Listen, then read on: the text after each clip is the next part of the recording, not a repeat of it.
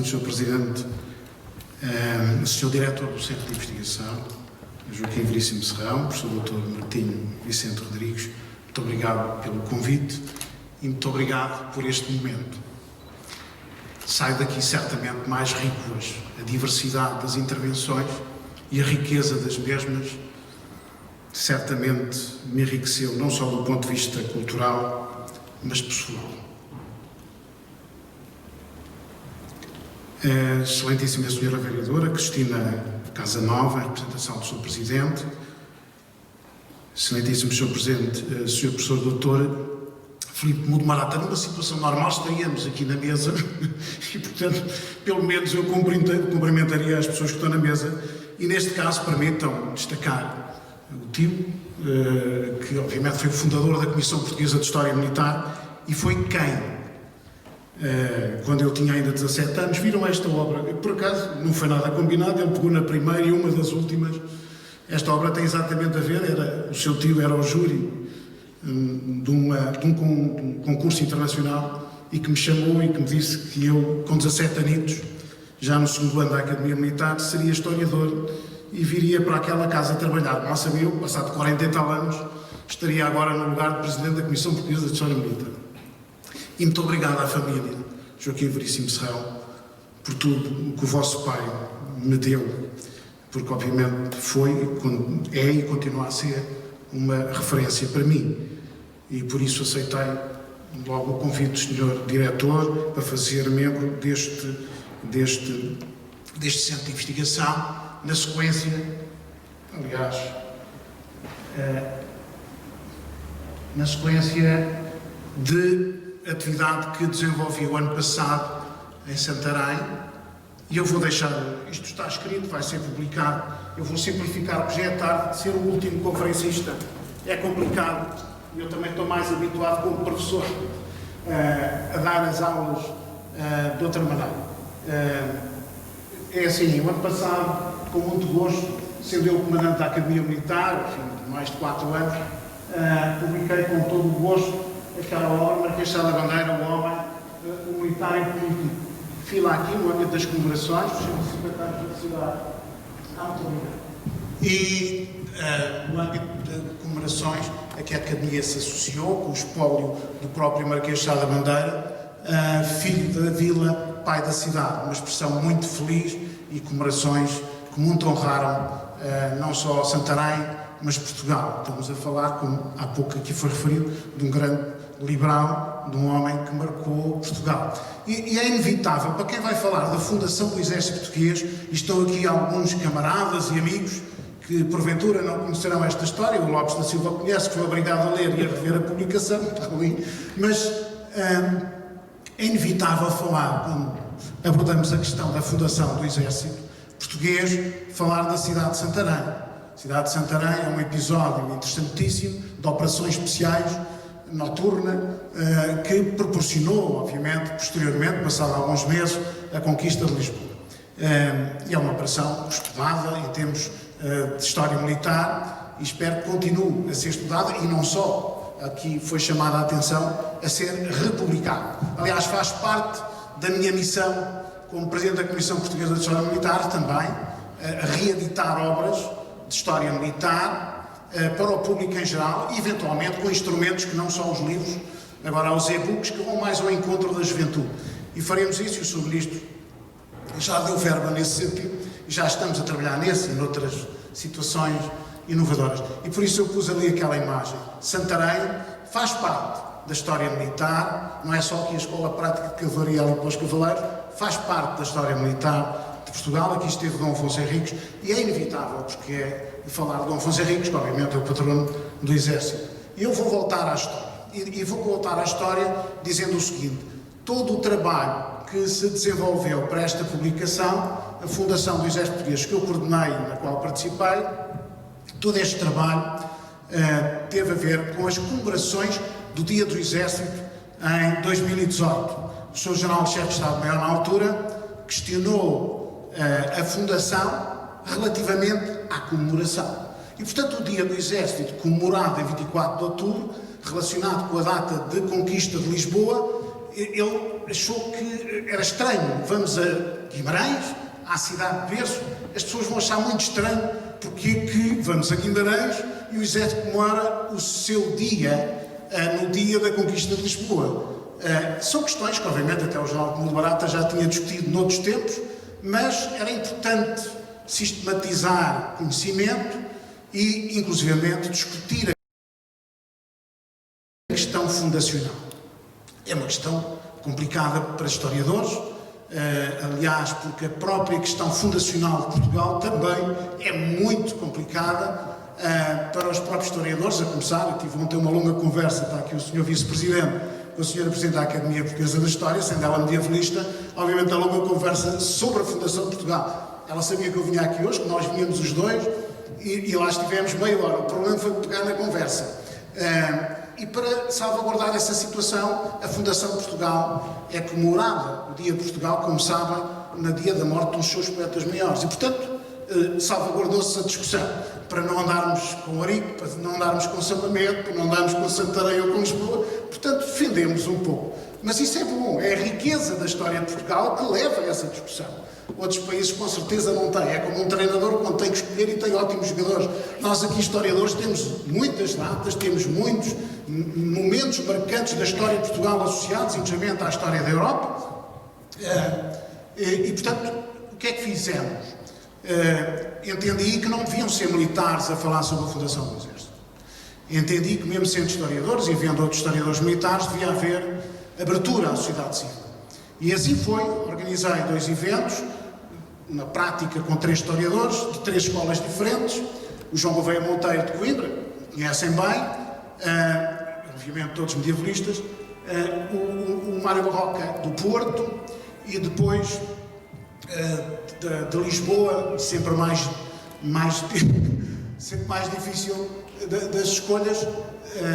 Aqui estão as conferências que eles vieram fazer, e nas conferências de 3 historiadores, 3 posições diferentes, eu já vou explicar, e o que é muito interessante, e entendi, propor ao General-Chefe de Estado-Maior que fossem publicadas, mas elas foram publicadas, mas não isoladamente. Portanto, era importantíssimo que estes textos magníficos, eu já vou falar, que estes textos magníficos fossem associados depois a uma visão mais institucional, mas livre, digamos, do Presidente da Comissão Portuguesa de História Militar, o meu antecessor, o General Sousa Pinto, e da Presidente da Academia Portuguesa da História, a Doutora Manuela Mendonça, e assim fizemos mais 2 textos com mais 2 visões diferentes.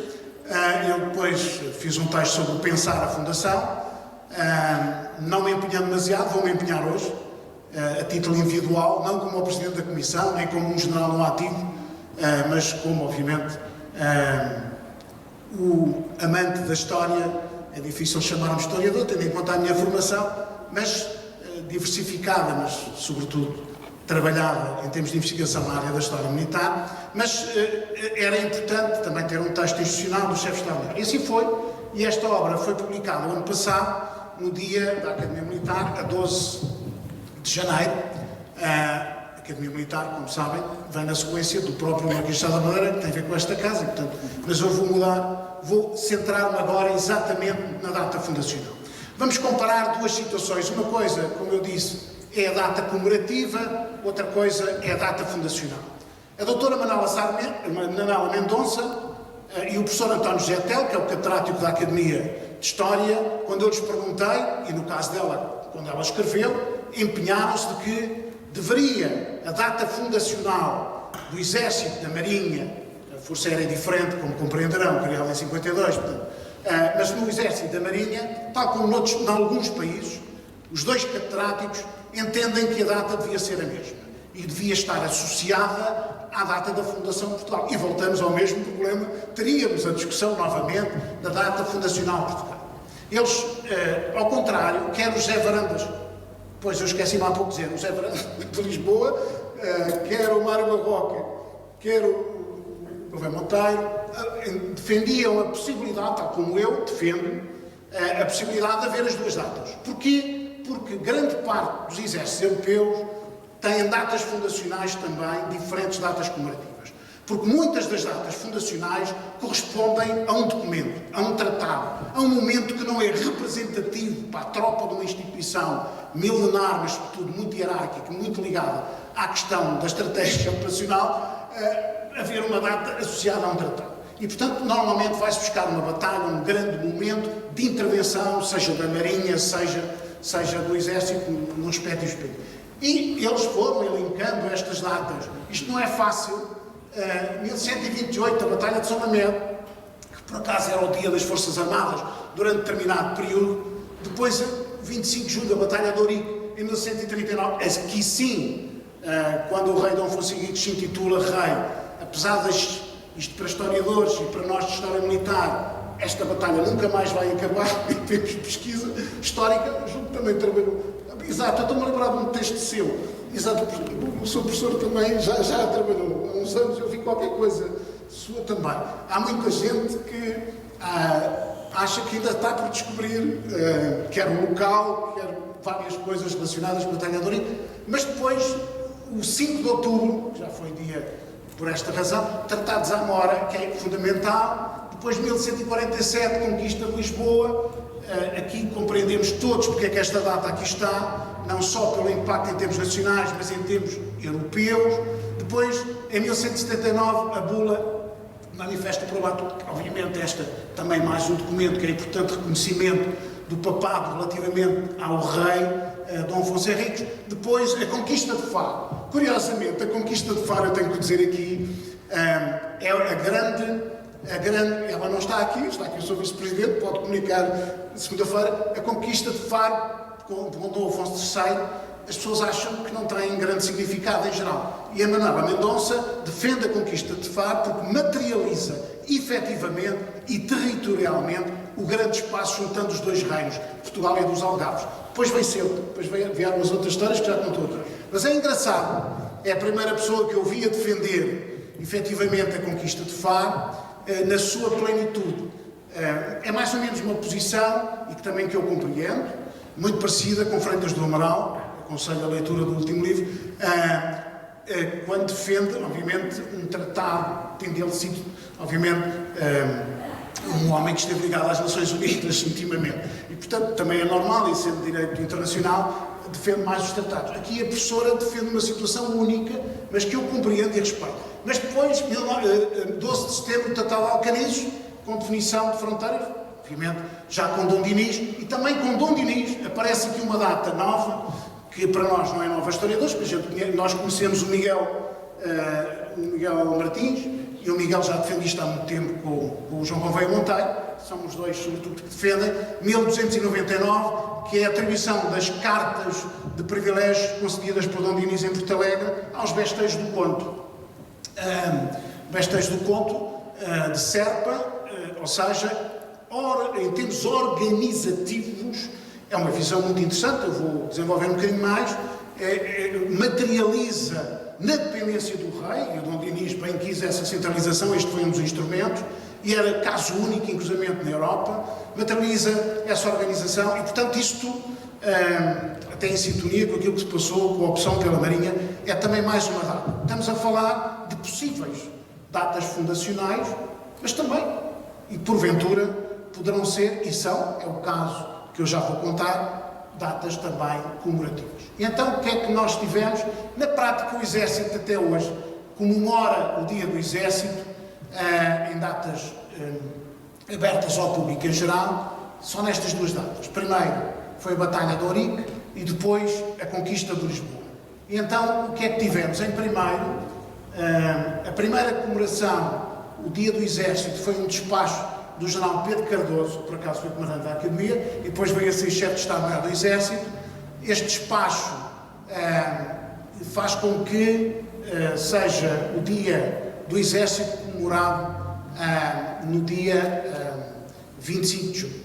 E, portanto, a Batalha de Ourique aqui entra com o significado importantíssimo para a tropa do Exército, quer do reconhecimento do Rei de Portugal pelo seu esforço, pelo seu empenho, quer pela batalha em si, em que nós estávamos em minoria relativamente aos mouros, entre aspas. E, portanto, este foi um momento importante. A primeira comemoração foi em Santa Margarida, muito fechada dentro da instituição. Alguns dos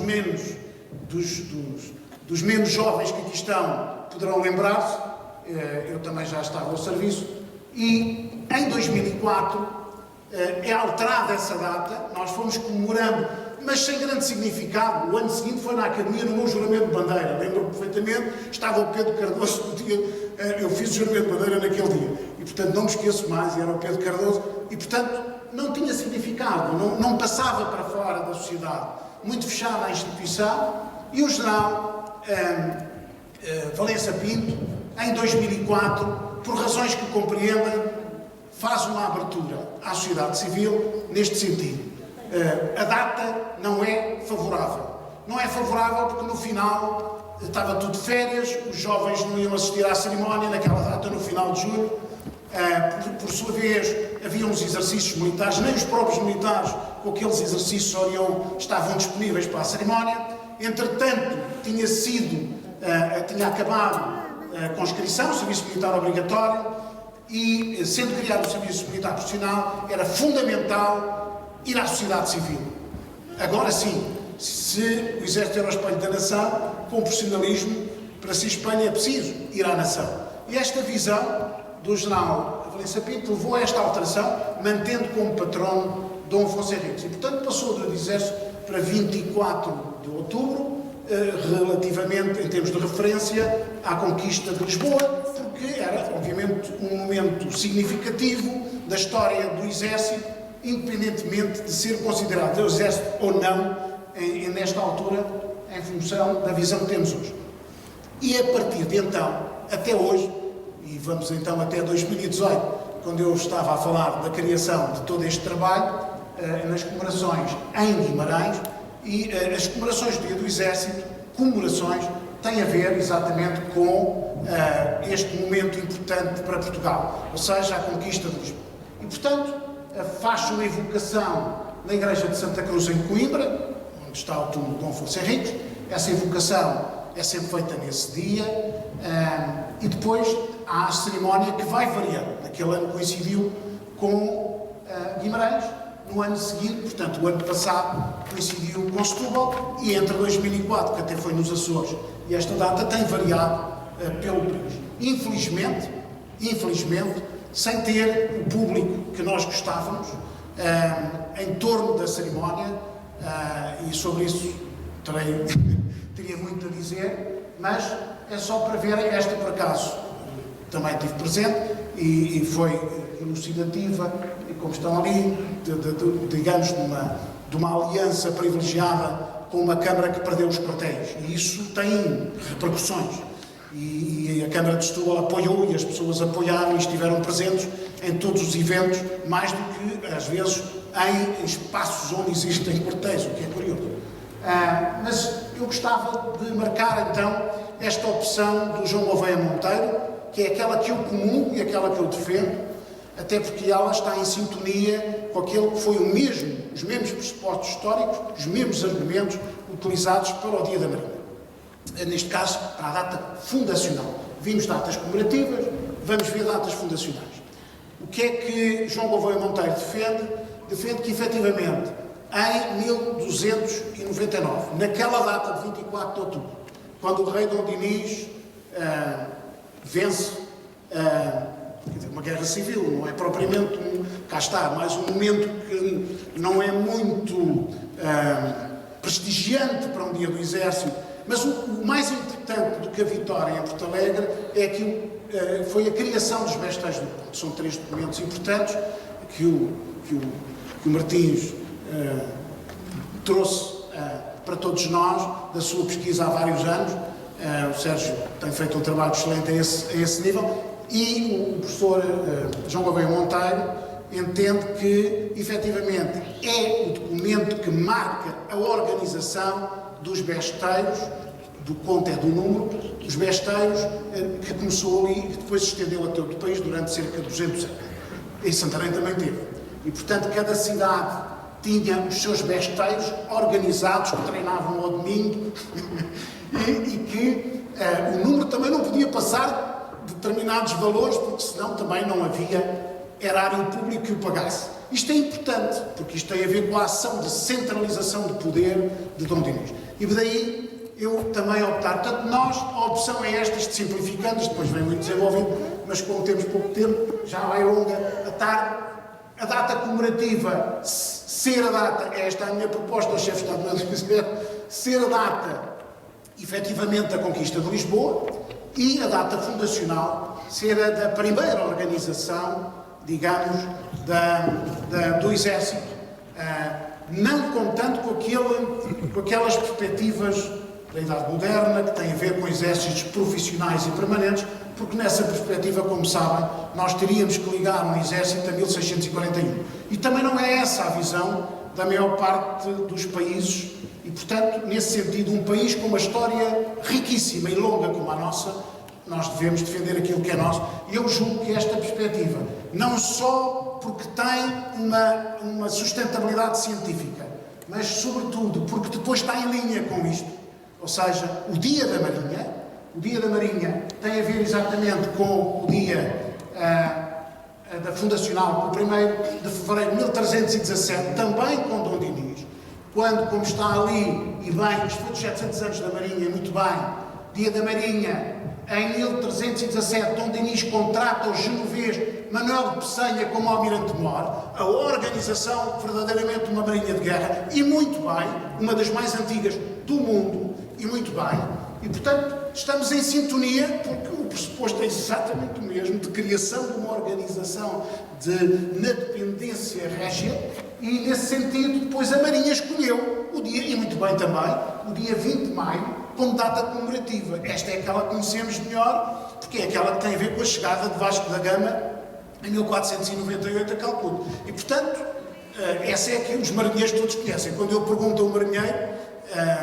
eventualmente o vosso avô, que estava aqui da família Dias, porventura não conheceria aqueles documentos que inclusivamente tiveram a presença da Rainha Santa Isabel e do Afonso, para além do Pessanha e do Dom Dinis.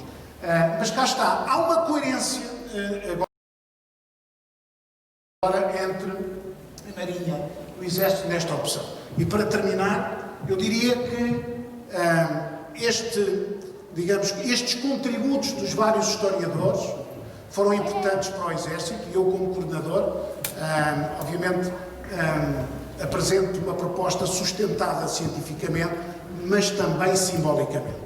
Compreenderão todos os historiadores em causa, estamos a falar de pelo menos 5 historiadores, e depois das minhas conversas íntimas com o professor António Centel, todos os historiadores têm a noção perfeita de que, efetivamente, este é uma opção sustentada cientificamente, mas no sentido em que é difícil estabelecer datas da data fundacional de Portugal e, consequentemente, do Exército, tem também um simbolismo. Se o simbolismo for coerente, como é o caso da nossa Marinha com o nosso Exército, melhor para Portugal. E por isso eu ponho ali, fruto do que acabei de dizer, eu diria que há 721 anos que Portugal está a servir, neste caso o Exército, a servir Portugal e os portugueses em perigos e guerras esforçados. Muito obrigado pela vossa atenção.